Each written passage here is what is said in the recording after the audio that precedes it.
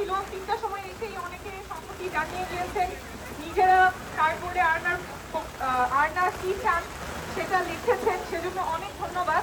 আসলে আমাদের দেশটা অনেকগুলো সংকটের মধ্যে দিয়ে যাচ্ছে, এর মধ্যে একটা বড় সংকট অনেক বছর ধরেই আমাদের চলছে, কিন্তু খুব মর্মান্তিক যখন একটা ঘটনা ঘটে তখন এটা সামনে আসে, সেটার প্রতি মনোযোগ আসে এবং আলোচনা হয়। কিন্তু নারী ও শিশু নিরাপত্তার মতো এত গুরুত্বপূর্ণ বিষয়টা সাস্টেইন প্রেশার এবং মনিটরিং এর মধ্যে থাকার কথা ছিল। একটা মর্মান্তিক ঘটনার ফলে আমাদের এই আলোচনা হওয়ার কথা ছিল না। অনেকেই বলবেন আইন তো আছে, আইন আছে। বাংলাদেশে আইন হচ্ছে ধর্ষণের পরে 15 দিনের মধ্যে তদন্ত কমপ্লিট হবে, মামলা নিষ্পত্তি হবে কয়দিনের মধ্যে, 90 দিনের মধ্যে। এটা আইন অনুযায়ী। কিন্তু এই আইন কি প্রয়োগ হয়? এই আইন যেখানে প্রয়োগ হয় ওটা হীরক রাজার দেশ। বাংলাদেশে এই আইনের কোনো প্রয়োগ নাই। যেই আইনের প্রয়োগ নাই, যেই আইনের প্রয়োগ না হলে কোনো কনসিকুয়েন্স নাই, কোনো পরিণতি নাই, সেই আইন থাকা আর না থাকা একই সমান।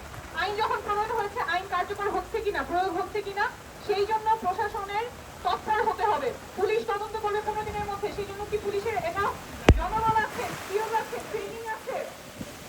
যেই ল্যাবে ইনভেস্টিগেশন পাঠাতে হবে তার কাঠামো কি আছে কিনা, ঢাকার বাইরে আছে কিনা, এই ক্যাপাসিটি যতক্ষণ না ইমপ্রুভ হবে ততক্ষণ আইনটা কাগজেই থাকবে, মানুষ আর বিচার দেখবে না এবং অপরাধগুলো চলতেই থাকবে। কারণ বিচারহীনতা আমরা আর চাই না। বিচারহীনতার এই সাইকেলে অপরাধগুলো বাড়তে থাকে।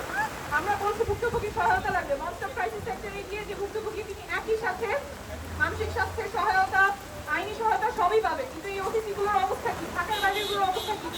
ওখানে আসলেই কি জনবল আছে, রিসোর্সেস আছে, স্কিলস আছে, ট্রেনিং আছে? এগুলো কে তদারকি করছে? এইসবের জবাব কে দিবে? কার কাছ থেকে আমরা নিব?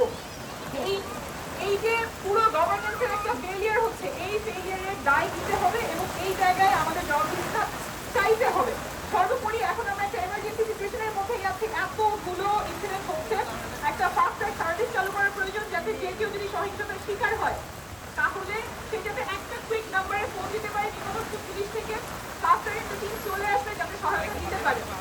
আমাদের মনে হয় এটা নিয়ে গভীরভাবে আমাদের কোথায় কোথায় ফেলিয়ার হচ্ছে সেটা আমাদের চিন্তা করতে হবে এবং খুবই তৎপরভাবে পদক্ষেপগুলো নিতে হবে। দুশ্চিন্তা,